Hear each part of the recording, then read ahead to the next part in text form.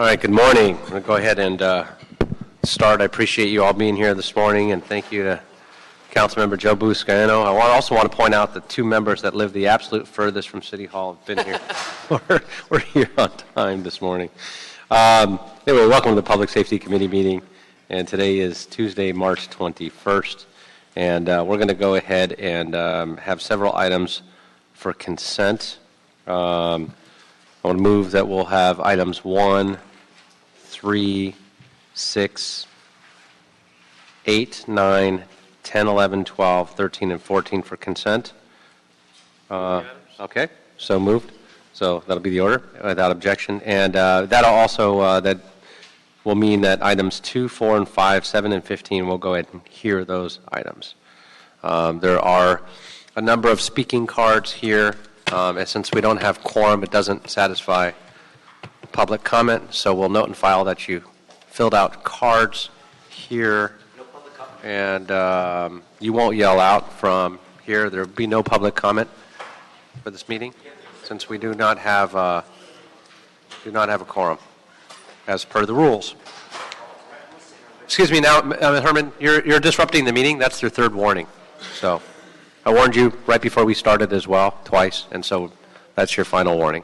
You yell out again, disrupt this meeting, or make any sounds. And if you speak out, then you'll be disrupting the meeting. We'll ask you to leave the meeting. Thank you very much. So we'll go ahead and file these. Wayne Spindler's not even here, so he couldn't have filled out a card. So that's, even if he does walk in, we won't hear those cards because he's not here. And all the other cards will be filed. So thank you. All right, so let's go ahead and go into item 4 and 5. We'll start off with those, and we can take those together. I'll read those into the record. Item number 4 is a Board of Fire Commissioners report relative to the acceptance of the donation of 6,000 units of intranasal naloxone from Adaptive Pharmaceuticals. And item number 5 is a Board of Police Commissioners report relative to naloxone hydrochlorosone program. Good morning. Good morning. Deputy Chief John Sherman from Operations Valley Bureau, representing the LAPD on item number 5, which is the operational aspect of Narcan and the department's proposed use of this tool by police officers on patrol in Los Angeles. And unfortunately, I cannot speak on number 4, which is the fire department's donation, but if you'd like me to speak on number 5, I can do so. Yeah, that'd be great. And, you know, this is something that I've been pushing for a long time. And as a member of the Public Safety Steering Committee for the National League of Cities, it's something that I've been looking at best practices for in other departments nationally where they've been deploying Narcan, where they have shown that if administered quickly, is incredibly effective. And there is a growing epidemic of opiate use, heroin, and this is a miracle drug that stops an overdose and prevents a death. If our responders are there on time, they're trained, they have it with them, and they can administer it very easily. And we see what happens if you don't have it, and what can happen to you. But so with that, the idea that we would move forward in accepting this, there are a number of questions that I have. First, this is a one-time donation from the company. Is that correct? Correct, and it does have a shelf life. And it has a shelf life. Have we already received it? Is it sitting in storage somewhere? The city of Los Angeles possesses it. We don't have it yet. Okay. And in terms of the shelf life, how long is that shelf life? I've got with me Sergeant Albert Gonzalez, who is the assistant to the department's homeless coordinator, Commander Todd Chamberlain. I believe the shelf life is 2 years, but he's much more knowledgeable of the medication than I am, and I'd like to let him speak on it, or if the fire department has better knowledge than both of us. Great. If there's any technical questions like that. But Sergeant Gonzalez? Good morning, Council. Yeah, the shelf life, depending on the temperature that it's stored at, can be anywhere from 1 to 2 years. It's 1 to 2 years. So the ones that we possess now, that we have from them, the ones we're specifically talking about, are those 1 to 2, those are the 1 to 2 years? From my How understanding, long have we had it? so from my understanding, our partners with the LAFD, the dosage that they have or the batch that they have is set to expire in September, but they're soon to receive a replacement batch that should be coming in any time now. So as soon as that comes in, then the 1 to 2 years will apply to that. Hey, Mark. Good morning. Dr. Eckstein, thank you for joining us. So you can jump right into so how many units of this do we have that we're talking about right now that are being donated? So the company's donated 6,000 doses. They come in 2 packs, so 3 packages, each containing 2 doses, so a total of 6,000 doses. And the vendor has promised to exchange the medication. So the medications that we'll actually be distributing to our partners in law enforcement will have an 18-month shelf life. Okay. That's what I wanted to find out. Because I understood they've been sitting there for some time and expiring in September. We still have training and storage and all the other issues to deal with. Okay. Right. So that's good to hear. The company's assured me they will exchange those for us at no cost. Good to hear. I know you and I talked about that offline, and you were going to find out, so I really appreciate that. Thank you.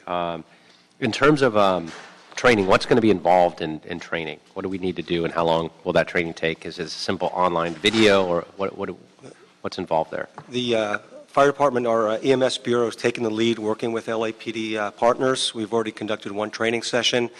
So our own instructors, EMS educator, and an EMS captain, partnering with leadership from LAPD to conduct the training in real time at roll call. And it's face-to-face. The training takes approximately 1 hour in terms of didactic and hands-on skills training. Okay. And we are bringing this out to all 4 of our HOPE teams, which is approximately 40 officers, and our reset downtown on Skid Row, totaling about 100 or so police officers that have already been trained. Training's complete, and they're ready to launch the medication once it's approved. But it's not going to stop there. It's going to go to all patrol officers. What's the plan for deployment of this? So the plan is to do a pilot here and see how it works. As you know, this is a temporary donation that we have right now. Right. If it's successful, if the pilot's successful, which we all anticipate that it will be, we'll look to mechanisms to spread this citywide and put it out in all patrol divisions to all patrol officers. That's the chief of police's vision, is to get this out to all of our first responders. How long do we anticipate the pilot to be? I think it'll probably go for 3 or 4 months and see if there's we have any challenges that we are unaware of, and we don't expect there to be. This has been used in other cities essentially without any problems at all, at least to our understanding. And we will look to what we're going to be challenged isn't the right word maybe, but the kit room processes, getting the equipment in and out, and the storage of it. And how does it need to be stored? What kind of temperature is this need to be there stored are some specs, and I'll let the experts speak on it. Yeah, I mean, basically, like most medications, you just have to avoid the extremes of temperature. Okay. So we're urging the officers not to leave it in a patrol car in direct sunlight, so they should take it in with them. Right.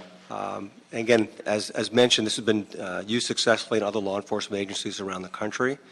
So this is an opportunity where we're working with LAPD leadership to target the areas of the city where it's most likely to be used. And we're confident the officers will be able to save lives with this. And this particular formulation, which got FDA approval 1 year ago, as I'm sure you're aware, has no needles. It's just a nasal spray. So it assures safety of the officers and first responders, as well as being efficacious for the patients. Mm-hmm. Do we have any statistics on ER visits and or near death or death as a result of heroin or overdose, where this could have perhaps helped? Do we have any numbers geographically to say, here's what we're seeing at either corner visits or ERs throughout the entire city of Los Angeles to know that, I mean, we're making certain assumptions that Skid Row and other areas might have a higher need, and that might be the place to deploy. But I've seen a lot of and read a lot of reports and been in a lot of hearings and meetings throughout the nation and have seen firsthand that there's a need everywhere, that it's for the first time in our lives. It's cutting through geographically, social, demographic boundaries that we've never seen before. We're seeing high numbers and growth in affluent areas. We're seeing, so we're not sure here in Los Angeles without looking at some of the data. And I haven't been able to get my hands on any data here in the city to know what some of those areas are. And certainly from a first responders perspective and looking at areas like Skid Row or other areas, it would naturally make sense to come to a conclusion that that may be the best place for a pilot. My feeling is it needs to be rolled out as quickly as possible citywide. So if you have that information, and you can share it at some point, because I haven't seen it, I've been trying to get my arms around it. It doesn't seem that there's a lot out there yet, and a lot of the county has just started putting a lot of the information together in terms of tracking for it, is what my understanding is.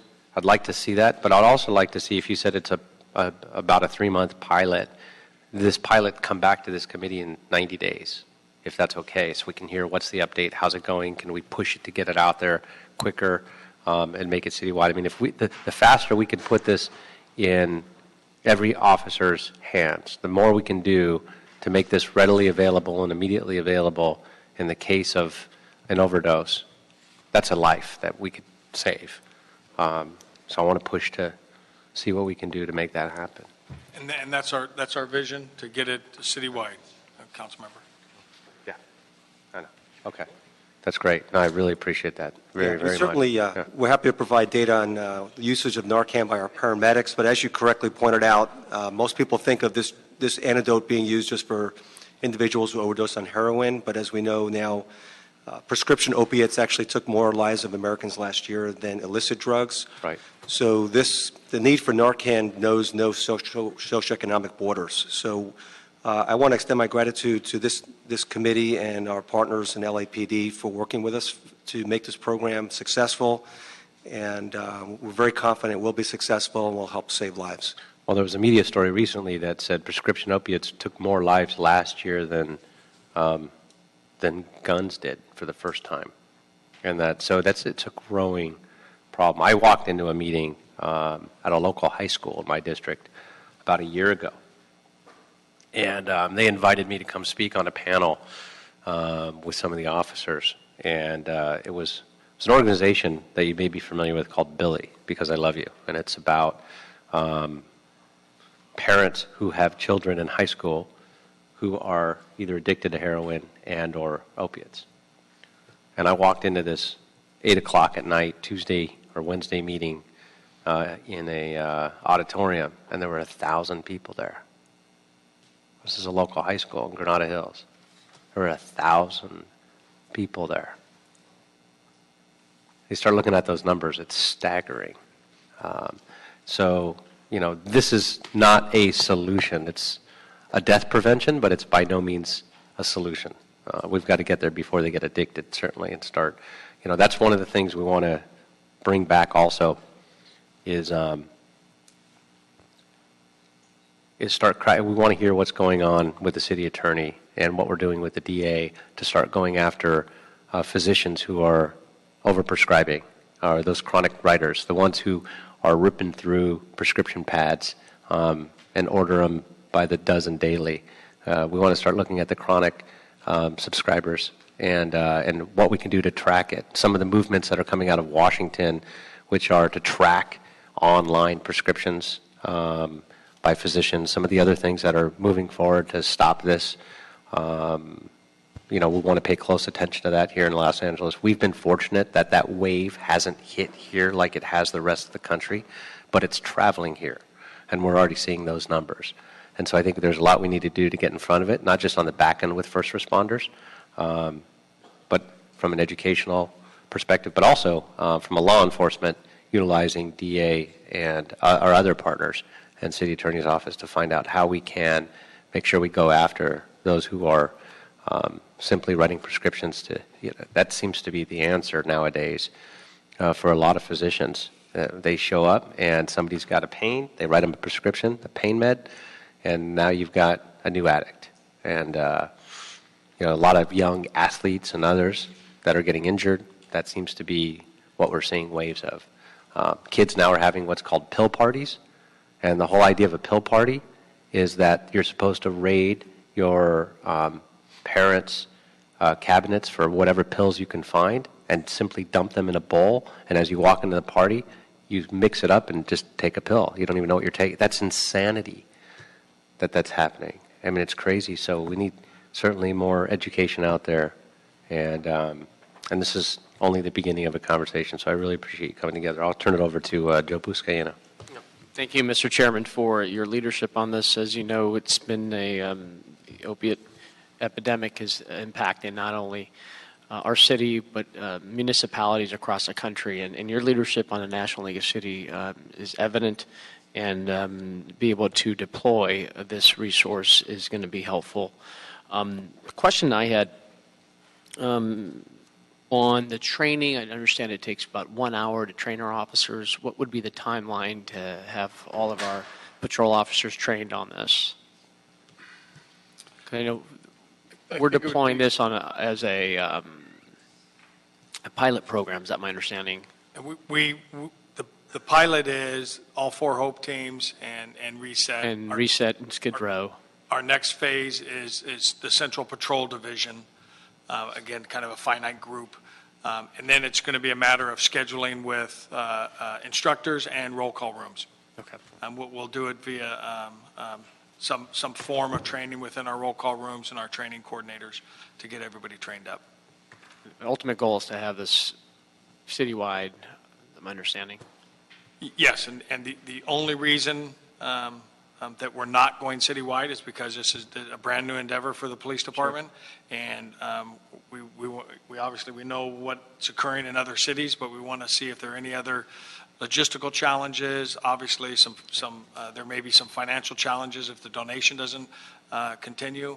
But once we get our patrol officers trained up, then they'll all have it if it's available to us. Very good. Thank you. Thank you, Mr. Chairman. All right, thank you. Okay, thank you very much. I really appreciate it. Thank you. Thank you. Thanks for coming in. All right. Yeah. So, and we'll move, when we move that item, just so you know, we're going to ask you guys to come back in June, just to report back after the pilot, if that works. So the end, we'll shoot for the end of June, right before the council recess. Does that work? Okay. Terrific. Thank you, guys. All right. Thanks for being here. I really appreciate it. So, Mr. Chair, that will be, numbers 4 and 5 will be approved, and 5 will have the amendment to have the report back in 90 days. Yeah, we're going to take all the votes as soon as we're done. I'm going to get through the speakers that have to take off, and because I know certain ones have to leave, and then since we have a quorum, we'll get through public comment, and then we'll vote. So I want to make sure we satisfy public comment. Thank you. So we'll end up doing that way. Yeah, perfect. All righty. Let's go ahead and go on to item number 7. And that's on the Fireboat 2 response times. Hello again. Good morning, sir. And this is an item that was submitted by motion to Councilmember Buscaino. So, Joe, I'm going to turn it over to you on Thank this. you. Thank you for hearing this item, Mr. Chairman. Colleagues, you know, we are doing everything we can in the San Pedro Wilmington area to maximize, you know, our waterfront and bringing visitors, investment, and in a time where we've seen in the last few years in partnership with the Port of Los Angeles a number of visitors coming through with huge events that have taken place along the waterfront.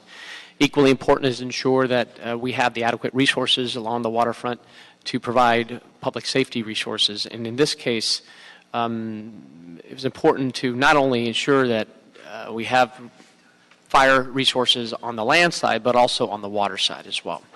And one tragedy that really stuck out in my mind, this is the reason that drove me to this motion before you today, is the April 2015 incident that involved a family of four.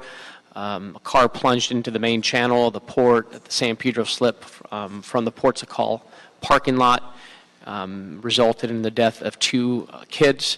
The father and mother did survive.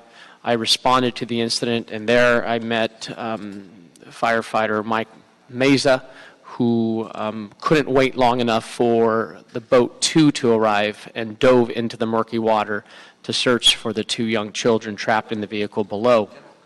And in spite of his heroic actions, the two children died.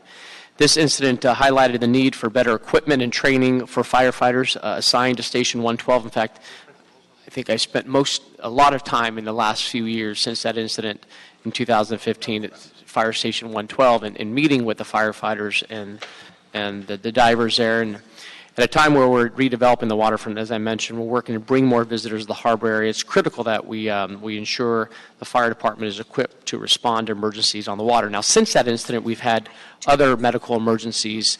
Longshoremen had a medical emergency, and with the UTR, took a spill into the water, where unfortunately succumbed to his injuries because of his medical emergency. And then last year, or earlier this year, we had the helicopter that went down that claimed the life of our beloved Michael Justice. So it was, these questions have come up with how can we better respond. Seconds matter, minutes matter, not only on the land side, but also on the water side. In response to the April 2015 incident, from the time, if you can, Chief, thanks, Chief Everett, thanks for being here. From the time the initial 911 call came in, how long did it take the Fireboat 2 to arrive on scene, and what other type of vessel can be capable of responding faster? Good morning, Councilman. I actually don't have the response time from that incident available with me this morning. However, as you may recall, I was also assigned in Battalion 6 in the harbor area, and I'm well versed on the response times that we would like to see coming out of the central ports of call area. Boat 2 response to that incident, I can say anecdotally, probably would have been second arriving. Boat 5 coming out of the Cabrillo Marina probably would have gotten there first. But I don't have the actual times with me this morning. And Fireboat 2 obviously is a beast and one of the best in the world as it relates to fire suppression. But as far as getting a fast boat out there for these types of incidents, I strongly feel we need to do a better job in using our existing resources and partnering with the Port of Los Angeles, who has access to these types of fast boats. So as far as personnel is concerned, firefighters assigned to Fireboat 2, are they required to have specialized training in water rescue or scuba diving? So recently we've been deploying our firefighters on Boat 2. And as you mentioned, Boat 2 is... it's not the largest anymore. Okay. However, it's one of the largest boats west of the Mississippi and along the West Coast, most powerful boat. However, with that, you give up some agility and some speed, as you mentioned. The staffing aboard Boat 2 has been recently equipped with a rescue board that we co-train with the lifeguards and with County Baywatch, which provides surface rescue capabilities. The firefighters and the firefighter paramedic on board Boat 2 are trained on surface rescue. We also have backup divers that at times will be aboard Boat 2. Our primary dive vessels are the smaller boats located in Wilmington, Fish Harbor, and Cabrillo. However, we do have members that do enter the water that are on Boat 2. As far as we also have an incredible swift water rescue personnel, as we saw them in this last winter storm, the work that they've done. These team members, are they given priority when it comes to transferring to these fireboat stations? For Swiftwater, not so much. Our transfer process is built on seniority. Usually a member will have an interest somewhere in the city to be part of the harbor dive team or part of a Marine task force, and they'll make their way down to the harbor based on their seniority on the department. The swiftwater rescue teams, however, are deployable throughout the city, throughout the waterways, the river system. So oftentimes the members that are interested in swiftwater rescue specifically will migrate themselves closer to those deployable sites where we have the swiftwater teams located. Obviously, they are the SMEs, the subject matter experts. sir. They have the training capability. Why aren't we using our swift water rescue members at our fireboat stations? Well, and it becomes an issue of, well,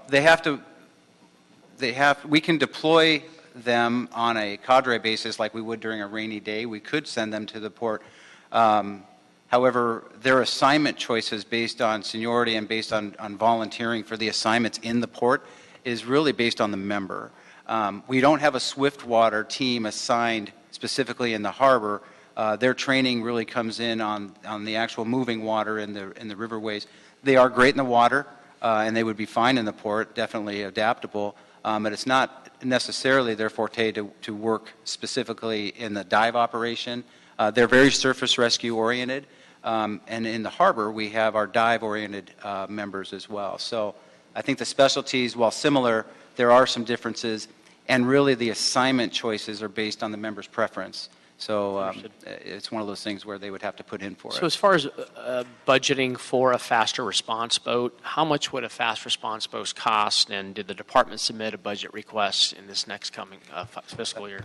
So based on your motion and based on your interest and involvement at the station, and thank you very much for that, the members have responded very well. There's several iterations that have occurred. We've done some testing with personal watercraft running out of 112s to determine the speed and capability of that vessel.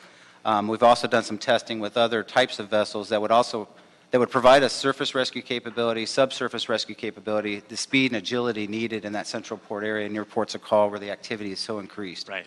The nice thing about 112s is we have the staffing to be able to flex over to possibly another vessel once we get our hands on one. Operations South Bureau submitted a budget request. The budget request that came up was around $300,000 to purchase a vessel that we're looking for. And as it came through the budget process for the department-wide budget process, as Chief Terrazas assembled his command staff and budget team coming into this fiscal year, as you know, he's taking those department priorities on a department-wide basis.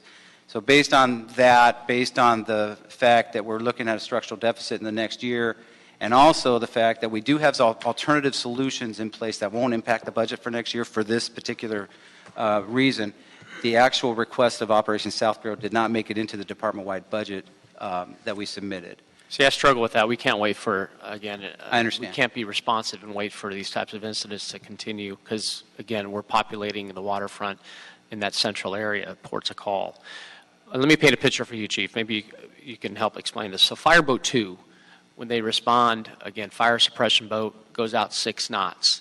I experienced myself during the test run with the Port PD boat, a fast boat is at 50 knots. I can clearly, and I've been on Fireboat 2 several times, you can clearly feel and see the difference in responding to a medical emergency along the waterline.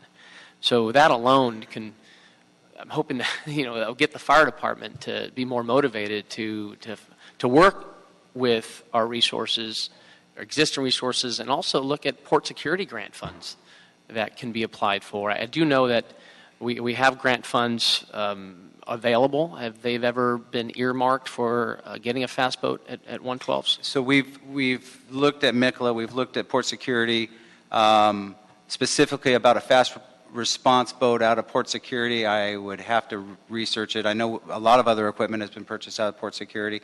But one of the short-term solutions that's coming in quick order, we are very optimistic that working with our port partners, I think we're going to have a solution running out of 112s pretty soon, which we're pretty excited about because like you mentioned, the capability to respond quickly and to get those divers and get those surface rescue teams available in that area is very essential. It has been a kind of a thing we've been looking at. When I was there, we looked at it, and that's some of the testing that took place even before the incident that you had brought up in 2015, we had researched the ability to use the materials that we already have, some of the skiffs and some of the other materials, just to get something in place, because we had a recognized need, and the activity level of the Iowa and the Port Call area just so has grown so much. So let's look at some of our existing resources. Maybe you can help me understand this. So we have jet skis assigned to the Swiftwater Rescue that are deployed during heavy rain periods. That I believe they're deployed LA River when needed. They are owned by the fire department to keep in sheds all summer long, and I feel we just don't share very well internally within the fire department. We deploy the Swiftwater rescue teams and watercraft when we expect to get at least less than 1 inch of rain, but we don't deploy them at Fire Station 112 when we have a main channel of 56 feet of water right here in our own backyard. So I'd like to get a response to that. I'm just scratching my head on this. Yes, I am well aware of those watercraft, and I've oftentimes asked the same question. We've actually used Swiftwater boats down there when some of our dive boats have gone into dry dock for maintenance. Mm-hmm. We've actually used Swiftwater boats in the past as a fill-in vessel, so our teams are still deployable. The use of the personal watercraft, we did test those to determine what kind of training needs we would have and how deployable they would be. Yes, we can get there quickly. Can you put 2 people on it? Is there a rescue skid that goes with it? What kind of training is going to be needed for our members, which is not insurmountable, but it's some of those things that need to be evaluated. And I can go back and take a look into the Swiftwater deployment, Swiftwater equipment deployment during the summer months.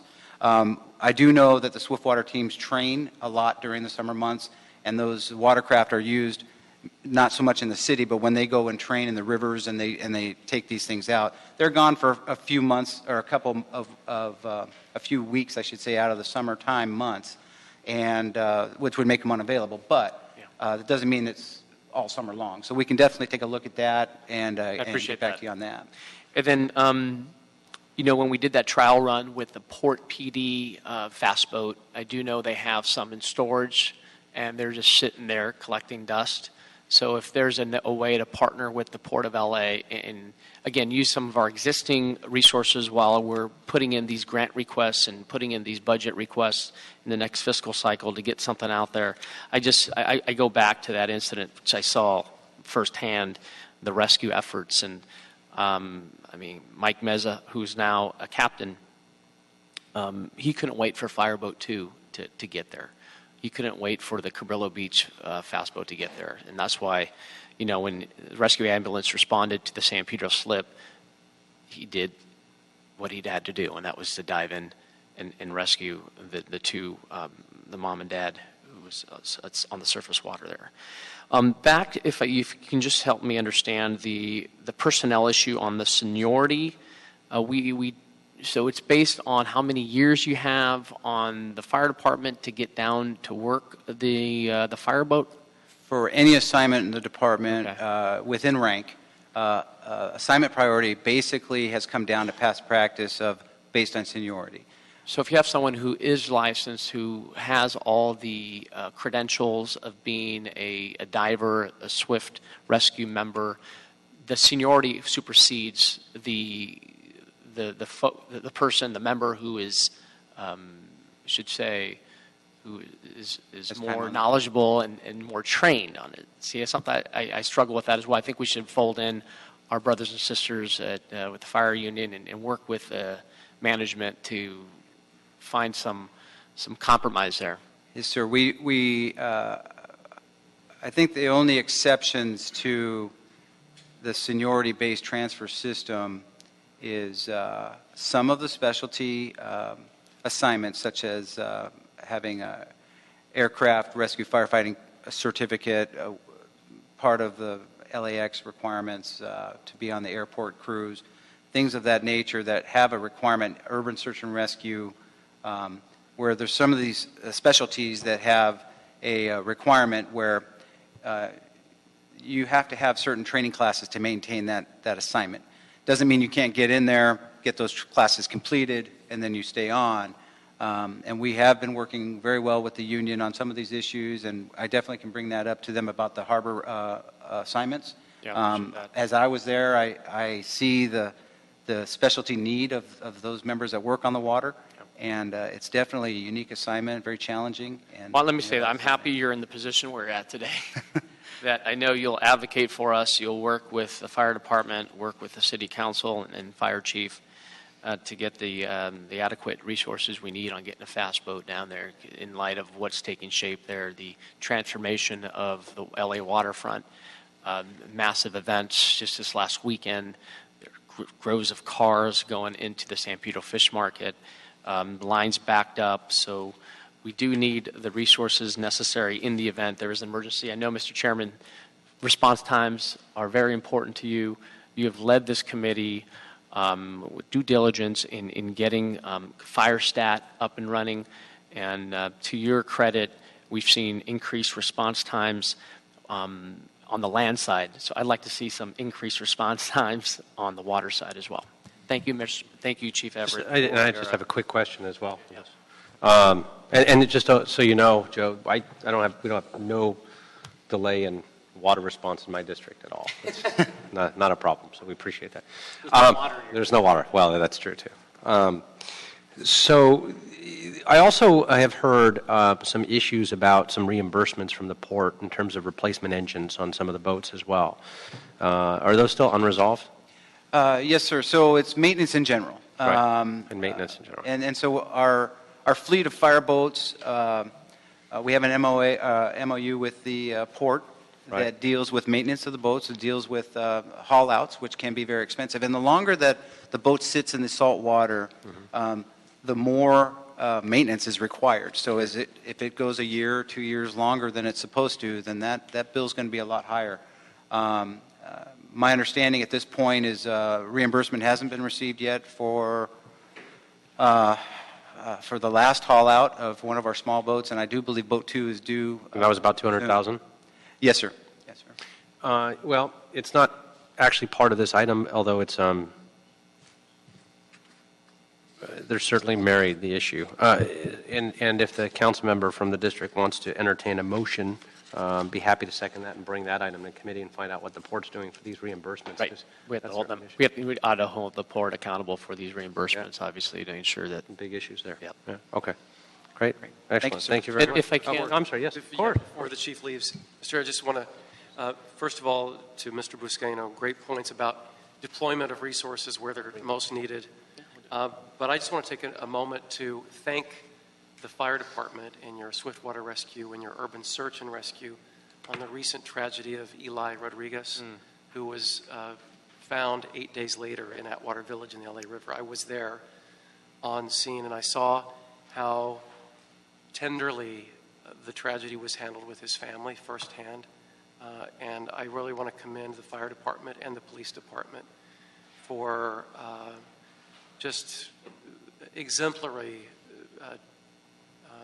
thoughtfulness in dealing with what happened. And I know that when he was discovered there on that island in the river, it was a family member, because for 8 days straight, urban rescue or urban search, the urban search and rescue unit was with the family, trolling the river bed for 8 days until he was found. And I know that when the family member discovered Eli, the fire department was right there with them. And so that I just wanted to highlight and thank the fire department for that, because it was more than the family could really bear. But those are kind of the stories that don't often get told, or people don't know about them. And even the way that his remains were handled, like on the island that night. I just tip my hat to the departments, both departments, for your work on that. Well, thank you, sir. And the work during that particular incident was was tremendous, and it was really a bear for those members that were searching for him for that long. And it was on the forefront of their minds. And we do have rain coming up this week, and we try to get the folks to stay clear of those riverbanks, and it creates a lot of I mean, we do have some rescues, but it's very, very dangerous, and so we're very hopeful that we can get through this week without any more, so. Right. Well, thanks for all your work. Thank you, sir. If I can, Mr. Chair, entertain, approve the motion before us, item number 7, but also I'd like to ask the fire department to report back on finding ways to have a permanent fast boat assigned to 112s within the next 60 days or so. Fair enough? Got it? Okay. Thank you, sir. Thank you, Chief. Thank you very much. And let's go ahead and go on to item 15.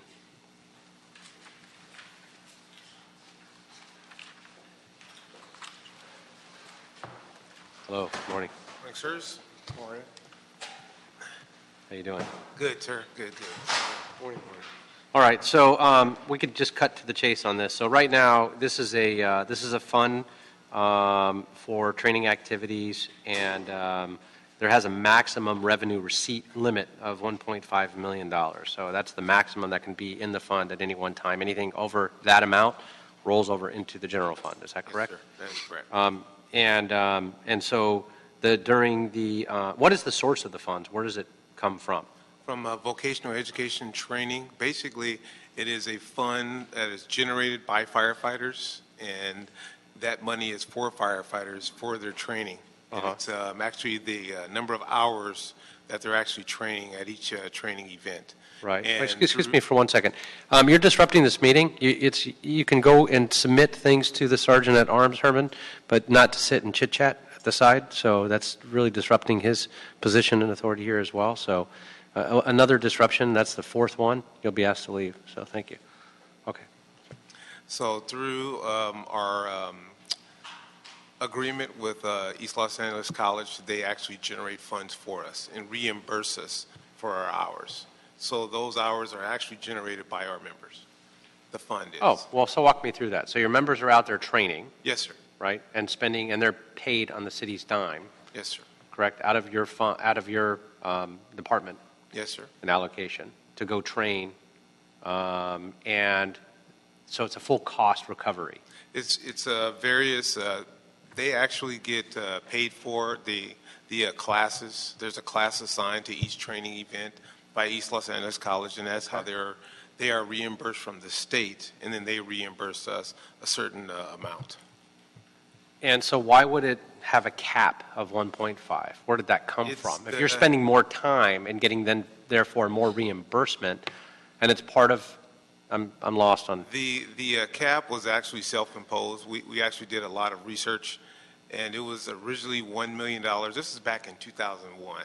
Okay. So my research took me far back, and Right, it was actually right. self-imposed by our department, probably thinking that we would never reach a $1.5 million threshold is the thinking behind it, because there was absolutely no rhyme or reason to even have a cap as it sits in the ordinance today. Right. And is it full cost recovery? It is not necessarily full cost recovery on the training, Right. but we get actually reimbursed for the training hours that each member spends. So it's Okay. not it will not cover can't- their salary. I can't even tell you how grateful I am for your explanation, because I've read through all this and could not figure it out. And I'm, for the life of me, was a little perplexed on why we would increase a cap when we ask every other department, you can't keep your rollover, we've got to go back into general, but this is money that was within your department. You're simply getting reimbursed. And you're asking now just to eliminate the cap completely? Just to eliminate the cap. I think that's reasonable. You guys have any questions on this? All right. That clarified Yes, sir. my position on it, so I appreciate it. Thank you very much. Thank you very much. Thank you, Chief. I think we'll end up doing that. But now that concludes the agenda items, so we'll go ahead and go into the cards for those who filled out cards. Herman, you've got card on every single item, so these are all your cards. And looking at the graphic art that you put into designing each one of these. I'm sorry, we do have item 2, so not yet. So we'll get to you in a minute. So I'm sorry, let's go ahead and go into item 2. Quick questions on item 2.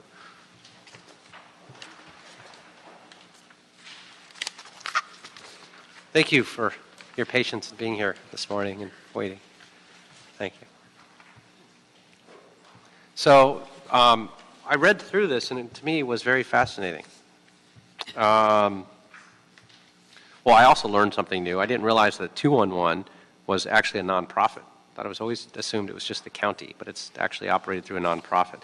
But that's not why I called you up. I wanted to find out, what are we talking about with using these UASI funds to further expand a web-based portal? What does that mean? Good morning. My name is Caitlin Ishigok. I'm the Director of Grants and Finance. I also have with us our Program Director. I will turn this question over to her. Okay. Thank you. Good morning. So the online platform is intended to connect individuals with resources, and this is part of a broader, larger strategy to prevent and intervene in all forms of violence, but in this particular case, specifically for violent extremism. And when we're talking about Specifically for what, I'm sorry? violent extremism or ideologically motivated violence. Okay. So when we're talking about ideologically motivated violence, it's essentially promoting violence as a means to advance ideological, political, or religious ideological agendas. So we're talking about anything from white supremacist groups who promote violence and the propaganda and the ideology to promote violence and hate, and all the way to international terrorist organizations. What we are proposing in this online platform is very much outside the lane of law enforcement. It focuses on prevention and intervention and connecting individuals with a network of community-based organizations who provide a range of social services within the parameter of prevention and intervention. So what we're intending to do with the online platform is to create a much broader access for the public to access those resources, but to also connect the community-based organizations who are providing these services so that we could have a stronger network of community-based organizations who are working at the forefront of addressing those issues. And do you see this portal as being just open to the general public? Yes, this will be something that is being built and will be hosted by 211. 211, as you noted, is a nonprofit organization. Right. 211 portal, they host a range of programs all the way from homelessness to safe baby surrender. The platform that they have will allow even a bigger access to a much bigger database of existing organizations who provide social services. And so having it with 211... You're going to say it's going to provide that access, but there isn't a portal that exists today that I'm aware of. So they'd have to, this would create one? So this will be the initial pilot, which we're piloting in phases. So phase 1 will be the initial building of the online platform, which is what we're proposing for right now, to populate with the information, to list the community-based organizations, and to begin to educate the public about the availability. And then phase 2 will then give us even a bigger access and will allow a level of case management in which we are able to then ensure that individuals are connecting with services and that the services are provided appropriately. Do you imagine one day having an app for it, or is it just going to be an online? So ideally, this would be a mobile-friendly online. Part of the reason that this is not an app is because of cost and funding. The problem with only having it online versus an app is it can't then just geocode it. So automatically, right when you open it, it knows where you're at and what services are closest to you and what might be open and available and what's not.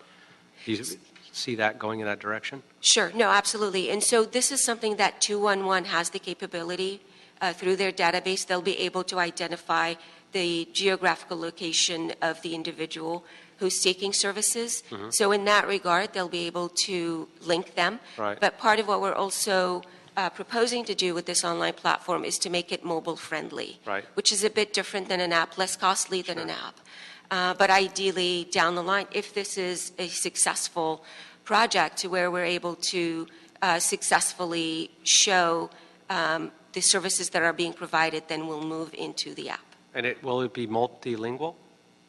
Yes, 211 has those capabilities, and it will be multilingual. I mean, one of the critical points in the distinction for this online platform is that the community-based organizations we're working with are also able to provide culturally appropriate interventions, because the way we would intervene with individuals who might be attracted to a group like ISIS is very different than we would intervene and work with individuals who might be inspired by a white supremacist group. These are very different types of interventions and require culturally appropriate and more skilled organizations that can provide those services. And in terms of, because it was very vague here, and it says, wraparound social services. So I'm also interested in all the other type of wraparound services, particularly for those with either mental health issues and or alcohol or drug addiction, homelessness, children, youth,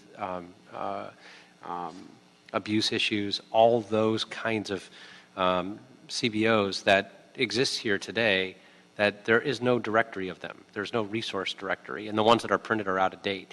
As a first responder, when you go out there, and Joe remembers the books they give out in the police academy when we graduate, and then you never get another one. And then if you do get another one, by the time it's printed, it's out of date, and nobody carries it.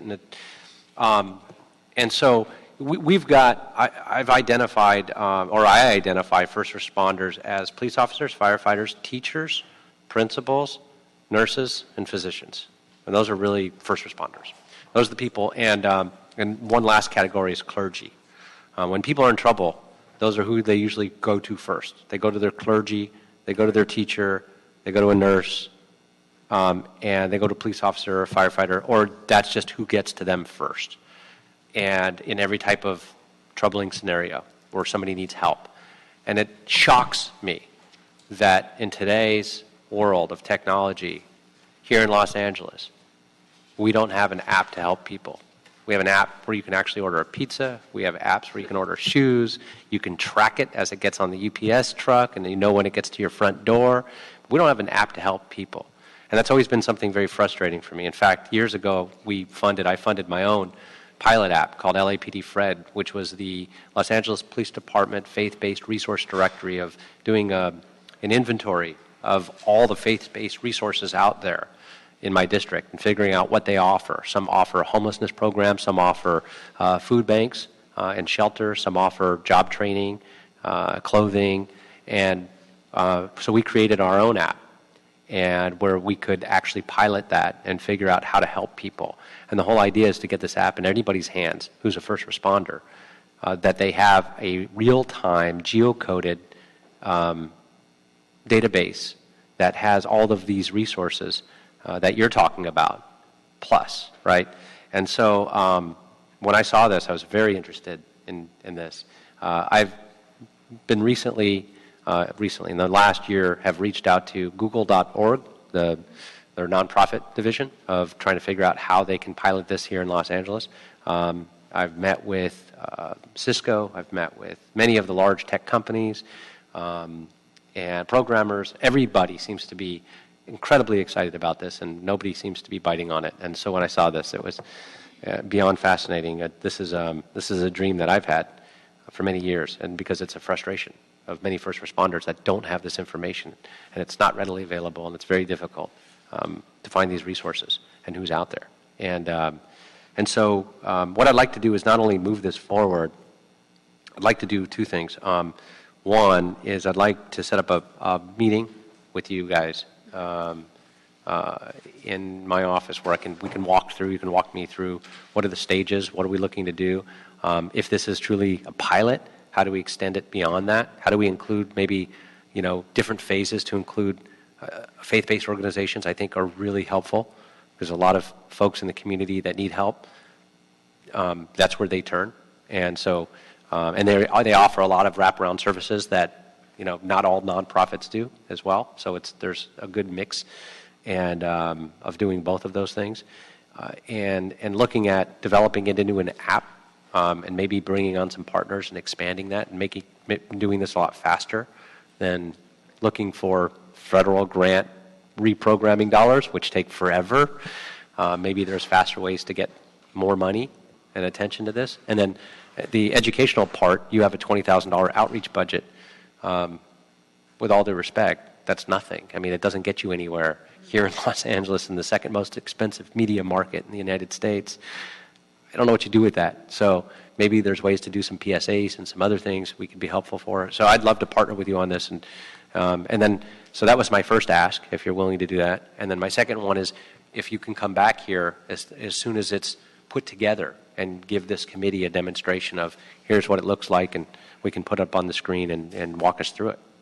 Absolutely. Because this is going to save, this will save families, this will save lives, this will turn lives around, and there's some great opportunities with this. Great. Well, thank you so much for your leadership on this, and certainly this is something that we'll be very happy to come back, share with you what we're envisioning, and there's certainly a lot of room for growth here. As you mentioned, this is a very small amount of money, but for us it's a start, and so we try to do the best we can with the little we have, so the more resources we can bring forward, the better. So thank you. Thank you. You guys want to add anything? No? We're good? Okay. Okay, excellent. Thank you. And Doug, we'll make sure we'll set it all up. All right. Thank you very much. Okay, so that brings us to the public comment on the agenda items before we vote on anything, and general public comment. So Herman, on every single item, you've got 2 minutes, and then 1 minute for general public comment. We'll remind you that it has to be only pertaining to either items on the agenda, and general public comment is only for items under the purview of this committee and not of any individual up here. Thank you. I got it, rookie. So when we heard the fire department talk about the water rescues, was it the concern that the disabled or the people that are homeless living in these targeted areas don't have the services, the program, nor the activities of support?